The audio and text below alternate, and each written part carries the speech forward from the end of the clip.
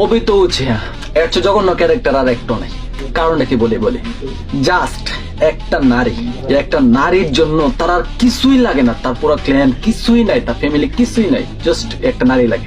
এর প্রতিশোধ নেওয়ার লাগে, মরার প্রতিশোধ নেওয়ার লাগে তার পুরা ক্ল্যান ধ্বংস করে দিতেছে, ক্ল্যানের বিরুদ্ধে ওর লাগাই দিচ্ছে, বহুত কিছু করছে। আচ্ছা এগুলো বাদ দিলাম, নারুটোর মা ছোটবেলার থেকে তোর ফ্যামিলি কেউ আসেন না, অবিত ফ্যামিলি কেউ আসেন না, ছোটবেলাতে নারুটোর মা নিজের সন্তানের মতো তোর লালন পালন করছে, তুই গুরুত্ব দিস না ঠিক আছে, কিন্তু তোর নিজের সন্তানের মতো লালন পালন করছে।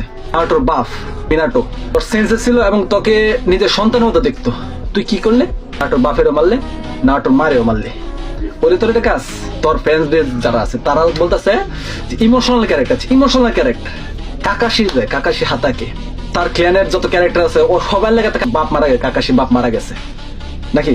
তারপর ছোটবেলাতে কিন্তু আমার হিসেবে যদি প্রতিশোধ নিতে কাকাশি নিতে পারতো, কারণ তার বাপ মারা গেছে, ক্ল্যান লাগে তার বাপের একটা প্রতিশোধ নিতে পারতো।